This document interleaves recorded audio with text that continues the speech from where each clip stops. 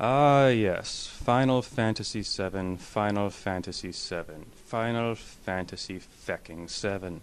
Any human being who has been anywhere near a console-style JRPG has surely played or at least heard of this game roughly 47 billion times. Granted, there are some people who don't like it, and if you have a legitimate reason for doing so, then that's one thing, but if you're someone who hates it simply because you're sick and tired of hearing about it every zero point 0.3 seconds, then that's another. You can't really be angry at the game simply for being popular. After all, if nothing else, it actually deserves its immense aura of lore, and has earned its fame, unlike several other game series I could mention. Halo, Grand Theft Auto, every single godforsaken Dragon Ball Z game ever fucking made. Sorry there, I must be coming down with something. Anyway, what I'm here to talk about today is one of the many misguided spawnings of FF7's fame, that being the prequel to it heretofore known as Crisis Core for the PSP. Now, one good thing I can say about this game is that it does look really, really good, and clearly displays what the PSP is capable of in terms of graphics. And now that I have that one single shallow compliment out of the way, I'm now going to proceed to murder this game. I'm going to eat it for breakfast and not even bother to add milk. Because besides the graphics, the only other remarkable thing about this game is how they managed to get 1.1 gigabytes of pure feces onto a single UMD disc. Now, I do realize that by saying what I just said, every rabid Final Fantasy fanboy in a 10-mile radius is already hunting me down with torches and pitchforks with the intent of skinning me alive.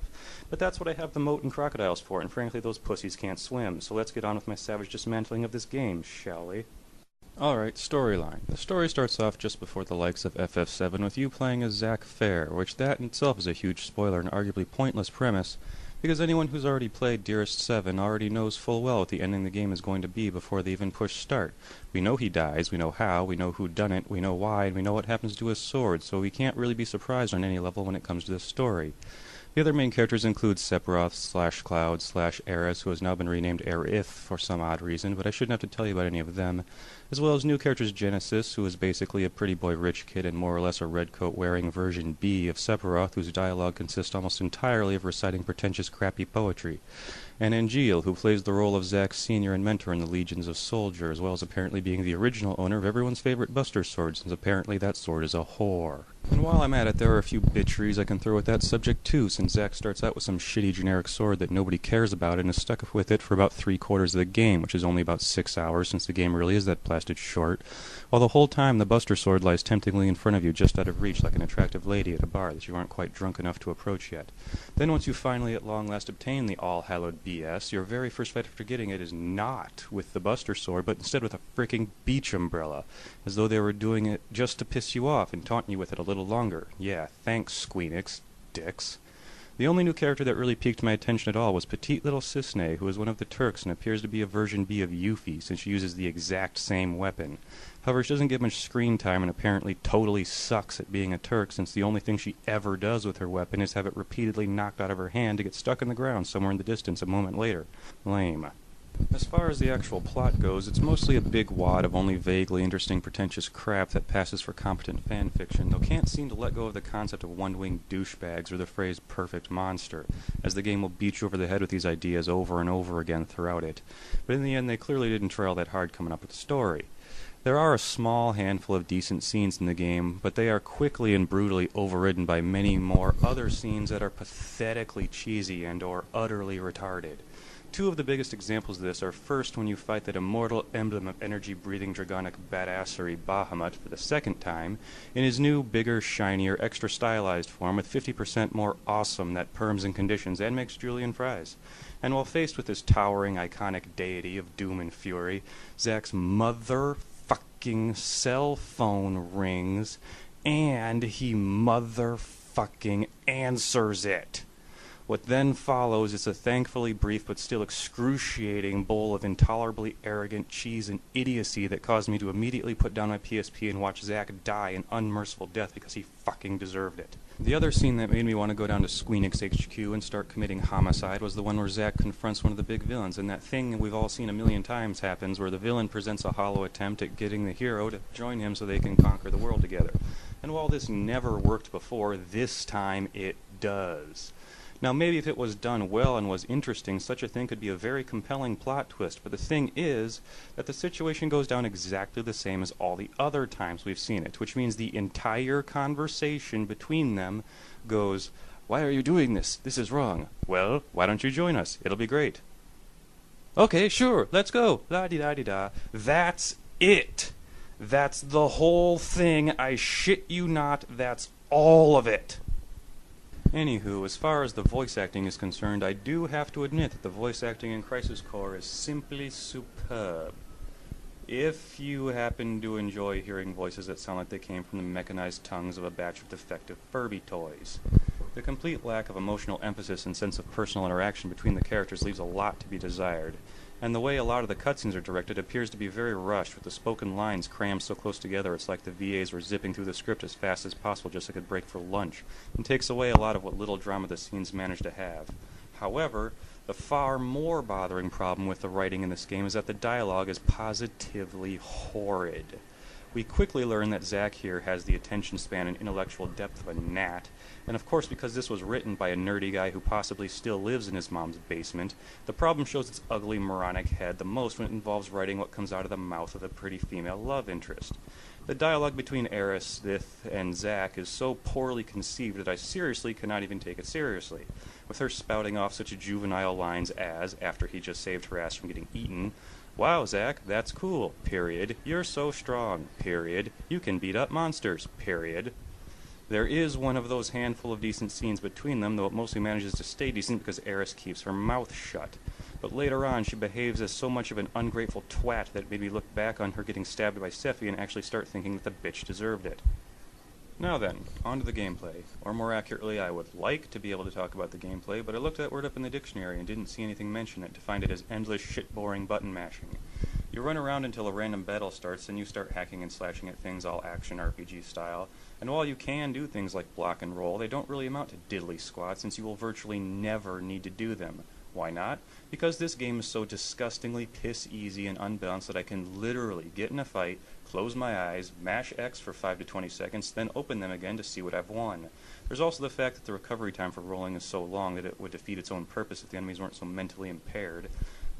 X is simply the perform action button, by the way, since you use L and R to scroll through all your battle commands and every spell and item you have, which is a rather clumsy way of fighting. While I suppose it works for the simplistic combat, they sure as hell could and should have come up with a better button mapping system than that.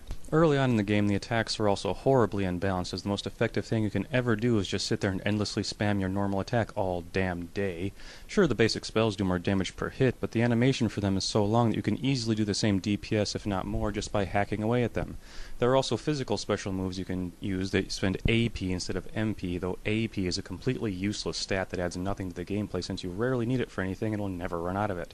But anyway, one of the first physical skills you get is something called Cyclone Slash or something like that. And while it sounds cool enough, it's really just a pile of crap, because while it makes Zack do 2 big circular swings with his sword, the total damage is only about the same as 1 normal hit, and is a lot slower than said normal hit. And while this could easily be justified by the fact that it hits in an area of effect, the fact is that your normal attack is already quite sufficient at doing that, since you can easily tag 2 or 3 enemies at a time with it anyway.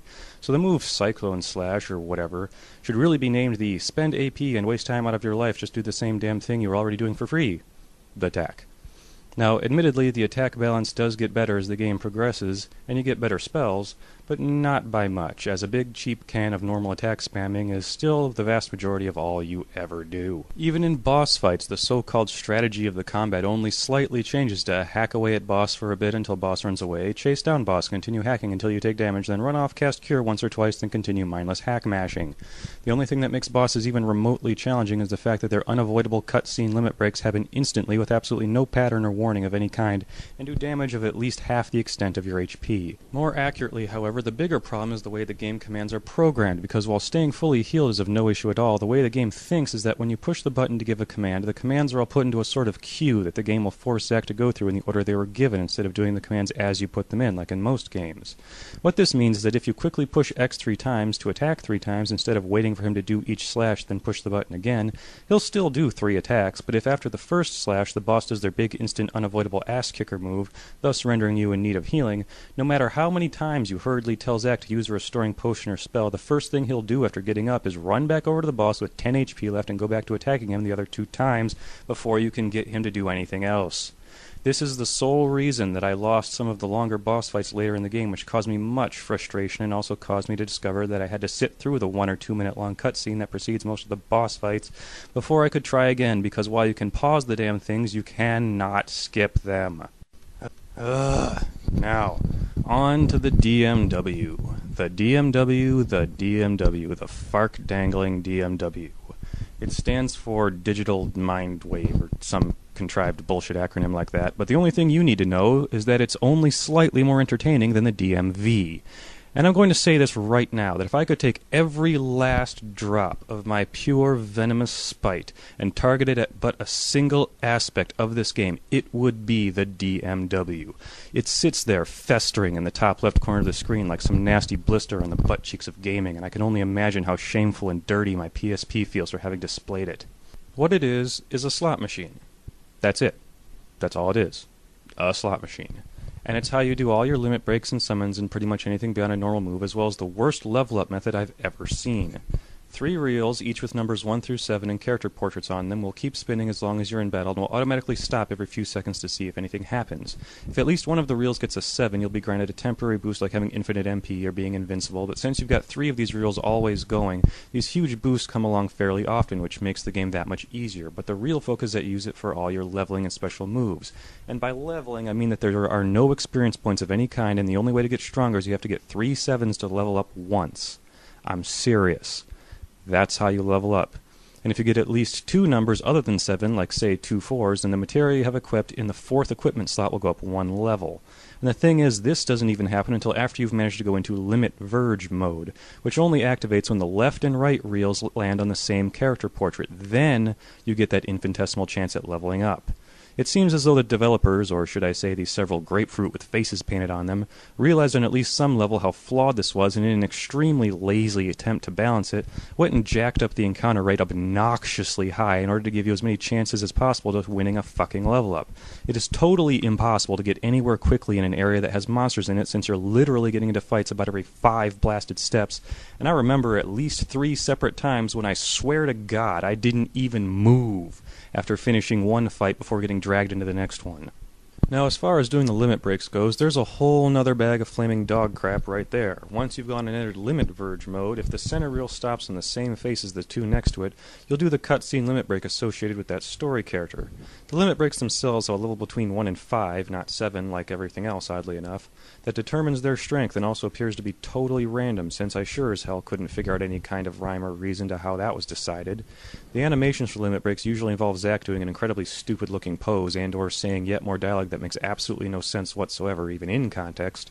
Like when you summon the Turk Seng to fly by in a helicopter and air raid the enemies, you see Zack running on foot, hear Sung saying, "Is this the end?" Then Zack yells, I'm trying," into his walkie-talkie before the enemies get filled with lead. There's also the one for Genesis, where you hear him say, "Show me the true power of soldier."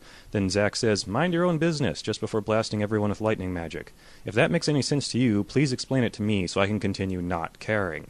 On top of all this, while the reels are spinning in Limit Verge mode, there is yet another random occurrence that you'll see several screenshots of the game's FMVs dramatically flash by, or even be shown an entire spoken conversation between the characters while in the middle of battle. The only purpose of this is supposedly to increase the chances of getting a limit break to happen, but if that's the case, then it's nothing more than a self-serving, useless extra that wastes time and has no real reason to be there. Why the shit would you have us get lucky enough to have the chances of getting lucky increased, instead of just giving us a limit break in the first place? What the hell is even the difference? And all it does is drag out the already retarded reel-spinning river of bullshit that this game's battle system revolves around. And oh yeah, what about the summons? How do you do those? Oh, that's right, more random bullshit. Once you're in Limit Verge, every once in a good while, the faces will all randomly change to the faces of the only 5 summons in the game. And then you have to, guess what, get all 3 faces of the same summon to line up to do that fucking summon. And if you don't have a summon, just a silhouette of them will be shown on the reel. But even if you line up 3 of the same outline, of course you still don't do the summon. That would mean you might actually get to do a summon more than twice in the whole fucking game.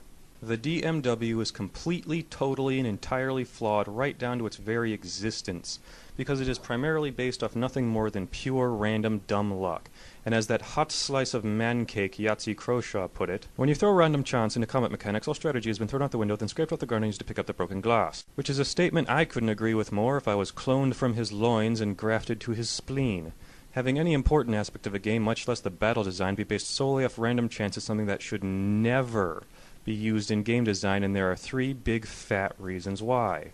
Number 1. Luck is luck. This may seem obvious, but when chance is the deciding factor in what happens, the results are totally random. The way leveling up is built in this game, it's entirely possible for you to level up 2 or 3 times in a single battle, then run away without killing a single enemy. But it's far more likely to spend an hour or so running around killing everything in sight and still not gain a single level. And few things are as unfairly infuriating as getting screwed over in a game that's supposed to have combat for no other reason than an unlucky dice roll. Number 2, with luck there is no control, and with no control there is no possibility to understand or develop a strategy of any kind. There is also the simple fact that you are taking control away from the player, something that can be necessary but should be done as little as possible. And as an example of how shitty lack of control is, while you get the first summon in the game, Ifrit, within the first mere hour of playing, it wasn't until about 5 hours later in the game that I finally managed to summon him for the first fucking time. And while I'd love to unleash some Ifrit on a squadron of enemies weak to fire, fat fucking chance of that happening when you want it to. Number 3. With luck there is no skill. As an extension of number 2, without control or strategy, there is no real development of skill at playing the game. There is just whatever happens to happen, and you as the player cannot claim responsibility for doing something cool, and thus cannot be given any sense of accomplishment or reward for learning to do something right. The only thing you can brag about or display to others is a time when you got really lucky and the game saved your ass, rather than having any sort of feat of mastery that would actually be impressive. And being told stories of how lucky you got that one time in the video game is only slightly less boring than being told about the time you got that really great deal in solitaire. Now then, before I finish up my fit of stomping on this game's shallow imitation of gameplay with heavy steel-toed boots then beating it to death with its own mother, I suppose I should inform you that there are times in the storyline when something important happens and the DMW is altered by Zack's strong emotions, which makes the chances of winning things go up quite a bit, and while this sounds like an attempt at game balance, all it really does is give me more ammunition to rail it full of holes with. Granted, it is a lot better than nothing, but now your ability to gain levels and become stronger is confined to certain areas in the story and the immediate area you're in when they happen. Level grinding is now only somewhat possible since it's still random, and even when you try to hang around and build levels, the DMW will only stay heightened for a limited and not very long amount of time. What this also does is cause limit breaks to be activated every time you blink, and while at first you may be glad that they're finally actually happening, it won't be long before you get tired of watching the lame animations and screenshot slideshows, and the limit breaks actually become an annoyance, dragging out the battles when you just want to mow through the enemy pawns and get to the next cursed area already. So just like the skyrocketed counter rate, this lame attempt at balance only partially fixes the primary issue and raises several other problems that need to be but aren't fixed.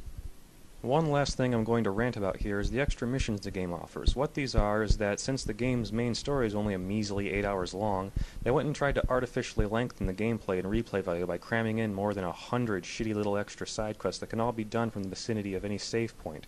While this may seem like a decent idea on paper, the problem is, as I said, all 100 plus of these missions suck. Now, I could certainly say that they suck simply because it means you're still playing this game, but to be more specific, the vast majority of these missions are really just the same mission being recycled several dozen times. There are 5 or 6 dungeons that resemble areas you've already been to, if you can even call them dungeons that is, since they're all extremely simple and bland, and all you have to do is run around for a bit until you find the one enemy that's standing around out in the open instead of waiting to ambush you as soon as you look the wrong way. You kill them, they're not special at all, they're just the same as any other normal enemy, and the mission ends, and you are rewarded with some insignificant menial prize you probably already have 10 of. That's how most of the missions go. The few I saw that were any different were just refighting bosses you've already fought. So as far as I'm concerned, the extra missions are nothing more than time-wasting distractions that you probably have to do at least 50 of before you end up getting or doing anything remotely important. They're insultingly lazy in design, as is this whole game, and are a shining example of developers flocking to make feats of quantity instead of quality. Well then, now that I've gone and had my angry little, or not-so-little rant, I suppose I should wrap things up.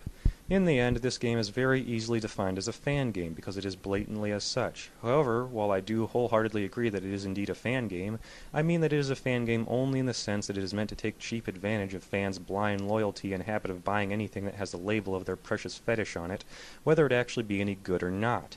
This game reeks both of god-awful game design and of a backhanded scheme for Square Enix to make some quick profit by pumping out a game that they only had to bother make look nice rather than trying to actually make it a decent game. All this really is to me is a half-hearted hunk of gaming trash that had a lot of budget crammed into it but is ultimately a sheer disappointment and only mediocre at best. And if you actually expected me to give it a ranking on a scale of 1 to 10, then I'm afraid that my conscience simply would not allow me to do that. However, on a scale of bullshit to bullshit, I'd have to give it a go fuck yourself. Personally, I'm glad I didn't pay for this game to play it, and frankly, even then, I still feel ripped off at having lost those hours of my life to this disgusting excuse for competence. Crisis Core, you may sucketh upon my genitalia most heartily.